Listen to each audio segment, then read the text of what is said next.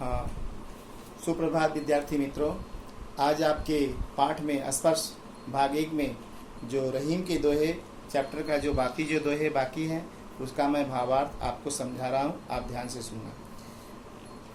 आपका जो है 9वां दोहा है कि रहीमन देख बड़ेन को लघु न दीजे डाल, जहाँ काम आवे सुई कहाँ करे तलवार। रहीम दास जी कहते हैं कि ये मनुष्यों अपने व्यवहारिक जीवन में बड़े लोगों के संपर्क में आने पर छोटे लोगों का साथ नहीं छोड़ देना चाहिए, क्योंकि बड़ों को पाकर छोटे का महत्वहीन कर देने पर, क्योंकि समाज में सबका अलग अलग महत्व होता है और समय आने पर सभी वस्तुएं जो काम आती है। उसी तरह से जिस तरह से तलवार और सुई जो होती है, सुई जो कपड़े सीने का काम करती है, तलवार जो है युद्ध क्षेत्र में लड़ाई के काम आती है। तो उन्होंने यही बात बताया है कि सुई से हम युद्ध क्षेत्र में लड़ नहीं सकते और तलवार से हम कि कपड़े की सिलाई नहीं कर सकते। सबका काम जो अलग अलग है, इसलिए समय आने पर सबका महत्व होता है। इसलिए हमें कभी बड़ों को पा करके छोटे का तिरस्कार नहीं करना चाहिए, उसका साथ नहीं छोड़ देना चाहिए। ठीक है विद्यार्थी, आगे का है कि रहीमन निज संपत्ति बिना को न विपत सहार, बिन पानी ज्यों जलज को नहीं रवि सके बचाए। रहीम दास जी कहते हैं कि जो विपत्ति काल में, दुख के घड़ी में अपनी जो संपत्ति जो होती है वही काम आती है, वही सहायता होती है। समाज में बहुत बाहरी जो है सहायता के बावजूद भी दुख के काल में, विपत्ति के काल में अपनी संपत्ति ही अपनी सहायता देती है। इसलिए अपनी संपत्ति को संचय करके रखना चाहिए। वह उसी तरह से हमारी जो है सहायता करती है, जिस तरह से पानी के अंदर जो होता है कमल जो खिलता है, तालाब में तब कमल खिलता है, लेकिन सूर्य जो उसका पालक होता है उसको ऊर्जा देकर, उष्मा देकर उसको जीवन प्रदान करता है। लेकिन अगर पानी नहीं रहेगा तो वह कमल जो है तालाब में सूख जाता है और सूर्य भी उसको बचा नहीं सकता है। उसी तरह से मनुष्य के अगर विपत्ति के समय, दुख के घड़ी के समय बाहरी जो है बहुत सारी सहायताओं लोग कोशिश करें, लेकिन फिर भी अगर मनुष्य का अगर अपना धन जो नहीं है तो कोई उसकी रक्षा नहीं कर सकता। इसलिए हमें अपने धन को संचय करके रखना चाहिए। वही धन जो है हमारे विपत्ति काल में हमारी मदद करता है, वही हमारी रक्षा करता है। ठीक है, लास्ट जो दोहा है आपका कि रहीमन पानी राखिए बिन पानी सब सून, पानी गए न उबरे मोती मानुष सून।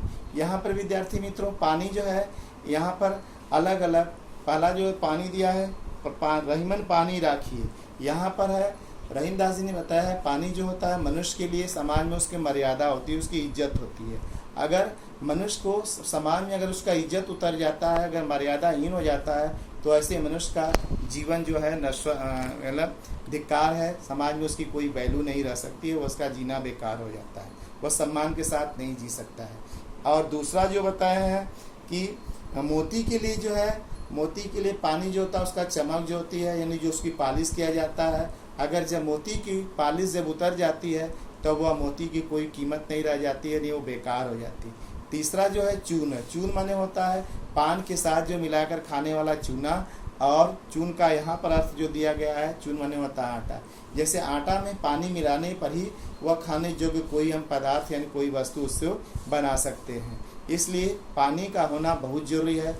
और चूना जो पान में जो लोग खाते हैं, वह पान के अंदर जो चूना जो होता है वह पानी युक्त होता है। अगर उसका पानी चूने के अंदर सूख जाता है तो वह चूना खाने योग्य नहीं रहता है। इसलिए रहीम दास जी कहते हैं कि अय मनुष्य, अपने हमें समाज में अपने पानी को बचा कर रखना चाहिए। और मोती के लिए पानी जो होता है उसकी चमक होती है, अगर उसकी चमक उतर जाती है तो उस मोती का कोई महत्व नहीं, उसकी कीमत नहीं रह जाती है। और आटा में अगर पानी नहीं रहता है तो हम उसको खाने योग्य नहीं बना सकते हैं। इसलिए विद्यार्थी मित्रों, मैं आपको ये सभी दोहा का भावार्थ बता दिया।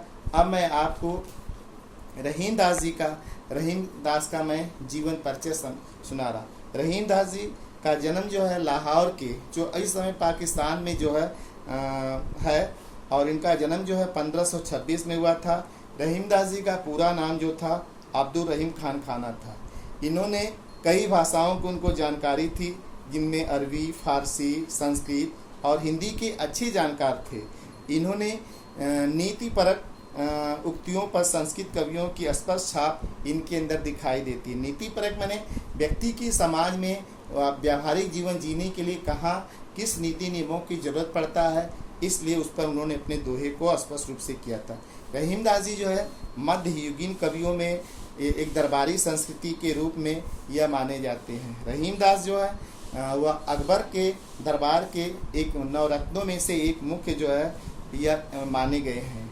रहीमदास जी का काव्य जो है मुख्य रूप से जो है इनका है श्रृंगार रस से युक्त है और नीति से है और भक्ति से है।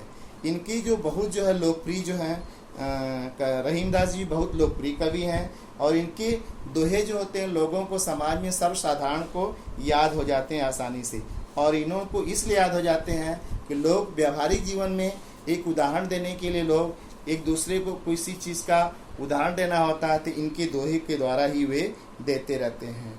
इसलिए इनकी भाषा जो है दोहे की सहज, आसान और सरल है।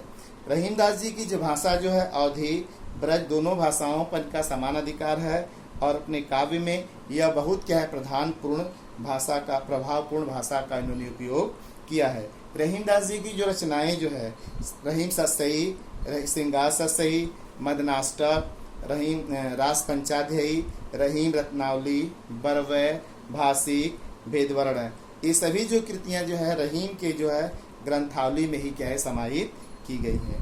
तो इस तरह से मैंने रहीमदास जी का जीवन परिचय, उनके दोहों का मैं भावार्थ आपको समझाया, आपको समझ में आ गया होगा।